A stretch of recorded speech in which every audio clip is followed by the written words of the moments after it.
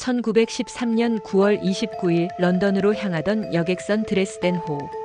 그날 밤 세계를 바꾼 한 발명가가 흔적도 없이 사라졌습니다. 그의 이름은 루돌프 디젤. 바로 현대 문명의 핵심 동력원인 디젤 엔진의 아버지였습니다. 그날 밤 디젤은 저녁 식사를 마친 뒤 자신의 객실로 들어가며 승무원에게 이렇게 말했습니다. 아침 6시 15분에 깨워주시오. 하지만 다음 날 아침 그의 침대는 정갈하게 정리돼 있었고 그의 짐도 고스란히 남아 있었습니다. 모든 것이 제자리에 있었지만 정작 루돌프 디젤은 사라졌습니다. 대체 그가 누구였기에 그의 실종 소식이 유럽 전역을 뒤흔들었을까요? 그의 죽음은 왜 100년이 넘도록 풀리지 않는 미스터리로 남아있을까요? 오늘 우리는 루돌프 디젤의 삶과 미스터리한 죽음을 둘러싼 진실을 파헤쳐봅니다. 1858년 프랑스 파리에서 독일인 부모 사이에서 태어난 루돌프 디젤은 어린 시절부터 비범한 재능을 보였습니다. 특히 기계와 수학 분야에서 그의 천부적인 소질은 주변 사람들을 놀라게 했습니다. 9살 때 루돌프는 파리 세계 박람회에 전시된 니콜라우스 오토의 내연기관을 보고 강렬한 충격을 받습니다. 그 순간 그의 마음속에는 하나의 목표가 확고히 자리 잡았습니다. 집으로 돌아오자마자 새로운 엔진을 스케치하기 시작한 어린 루돌프의 머릿속에는 오직 증기기관을 넘어설 새로운 열기관을 만들겠다는 열정만이 가득했습니다. 프로이센-프랑스 전쟁이 발발하면서 루돌프의 가족은 독일로 돌아갔고 루돌프는 뮌헨 공과대학교에 진학하여 당시 저명한 연력학자 카를 폰 린데 교수 밑에서 수학했습니다.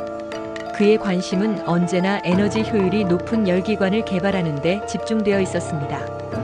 오랜 연구와 수많은 실패를 거듭한 끝에 1892년 그는 마침내 독일 특허를 얻어냈고 1893년에는 그의 혁신적인 이론을 담은 저서 합리적 열기관의 원리를 발표하며 학계의 주목을 받았습니다.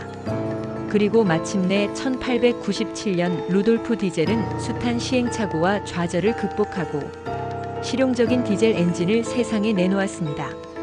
이 엔진은 그야말로 혁명 그 자체였습니다.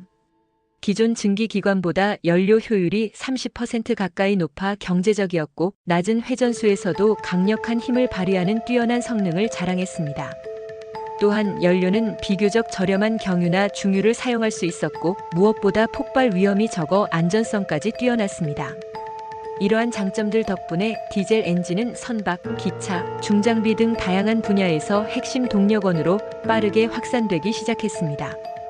1900년 파리 세계 박람회에서 루돌프 디젤은 최고 영예인 그랑프리를 수상하며 세계적인 발명가로 인정받았습니다.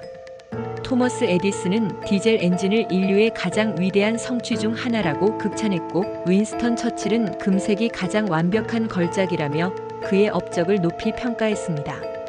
디젤은 세계적인 명성과 막대한 부를 얻었지만 그의 꿈은 단순한 성공에 머무르지 않았습니다. 그는 기술이 사회적 가치를 구현해야 한다고 굳게 믿었습니다. 농민들이 직접 기름을 짜서 연료로 사용할 수 있는 엔진, 석유에만 의존하지 않는 대체 연료의 개발, 그리고 작은 작업장에도 쉽게 설치 가능한 소형 기관을 통해 사회 전반의 삶을 개선하고자 했습니다. 그는 자신이 개발한 엔진이 소수의 이익이 아니라 모두를 위한 기술이 되기를 바랐습니다. 하지만 현실은 그의 이상과는 너무나 달랐습니다. 계속되는 소송, 감당하기 어려운 재정난, 그리고 거듭된 사업 실패는 그를 끊임없이 괴롭혔습니다. 결국 공장을 팔아야 했고 빚은 눈덩이처럼 불어났습니다. 겉으로는 성공한 발명가였지만 내면은 극심한 우울증과 가족과의 불화로 고통받고 있었습니다. 그의 마지막 행보는 더욱 미스터리합니다. 1913년 가을 루돌프 디젤은 영국 해군과의 중요한 협상을 위해 런던으로 향했습니다. 당시 그의 엔진은 잠수함과 군함에 탑재될 수 있었고 이는 곧 유럽의 군사 균형을 뒤흔들 수 있는 중대한 사안이었습니다. 독일인 발명가가 영국의 군사기술 발전에 기여한다는 것은 특정 세력에게는 엄청난 위협이자 불안 요소로 작용했을 것입니다. 그리고 그는 바로 그 드레스덴 호 위에서 감쪽같이 사라졌습니다. 열흘 후 네덜란드 해안에서 심하게 부패한 시신 하나가 발견되었습니다. 시신은 너무 부패하여 온전한 수습은 불가능했지만 함께 발견된 다이얼, 안경집, 그리고 지갑 등 유류품이 회수되었습니다. 그의 아들 유겐 디젤은 이 유품들이 아버지의 것임을 확인했습니다. 그러나 그가 왜 그리고 어떻게 바다 위에서 사라졌는지에 대한 의문은 지금까지도 풀리지 않는 수수께끼로 남아 있습니다. 루돌프 디젤의 사망 원인에 대해서는 크게 세 가지 가설이 존재합니다. 첫 번째 가설은 자살입니다. 그는 오랫동안 심각한 재정난에 시달렸으며 그의 일기장에는 날짜 옆에 검은 십자가 표시가 있었는데 이는 그가 죽음을 계획하고 있었음을 암시한다는 주장이 제기되었습니다. 또한 미리 작성된 유서에는 그의 재산 대부분을 사회에 기부하겠다는 내용이 담겨 있었다고 알려져 있습니다. 심지어 아내에게 보낸 편지에서도 절망적인 심경이 드러났다는 점 등이 자살 가능성을 뒷받침하는 근거로 제시됩니다. 하지만 그가 그토록 힘들었다면 왜 굳이 런던으로 가는 배 위에서 생을 마감했는가에 대한 의문은 여전히 남습니다. 두 번째 가설은 타살입니다. 이는 가장 드라마틱하면서도 설득력 있는 주장 중 하나입니다. 루돌프 디젤이 영국 해군과 디젤 엔진 공급을 논의하려 했다는 사실은 독일 제국에게는 매우 불리한 일이었습니다. 당시 디젤 엔진은 잠수함과 같은 군사 장비의 필수적인 전략적 자산이었기 때문입니다. 독일 황제 빌헬름 2세가 디젤 기술이 영국으로 유출되는 것을 막기 위해 암살을 지시했다는 정치적 암살설 또는 산업 스파이나 국제적인 무기 거래상의 개입을 의심하는 시각도 존재합니다.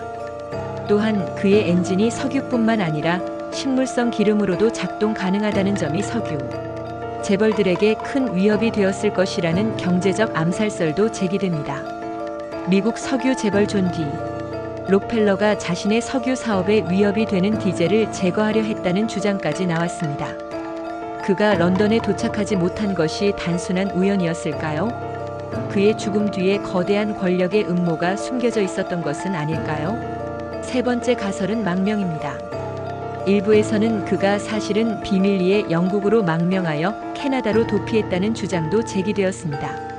하지만 이러한 주장을 뒷받침할 만한 구체적인 증거는 어디에서도 발견되지 않았습니다. 바다에서 발견된 시신이 루돌프 디젤 본인이 아니라는 의혹도 있었으나 유족의 확인으로 이 가능성은 희박해졌습니다. 루돌프 디젤은 착취 없는 노동과 모두가 더 나은 삶을 누리는 세상을 꿈꾸었습니다. 그의 엔진은 본래 농촌과 소규모 작업장을 위한 것이었고 그는 기술이 인류의 번영에 기여해야 한다고 믿었습니다. 그러나 현실은 그의 이상과는 너무나 달랐습니다. 그의 혁명적인 발명품은 곧 군함과 잠수함 그리고 전차의 심장이 되어 전쟁의 소용돌이 속으로 뛰어들었습니다. 인류의 삶을 풍요롭게 할 것이라 믿었던 기술이 오히려 파괴의 도구가 되는 비극적인 아이러니가 그의 삶에 드리워졌습니다. 1913년 9월 29일 차가운 북해 위에서 사라진 위대한 발명가. 그는 정말 스스로 생을 마감했을까요?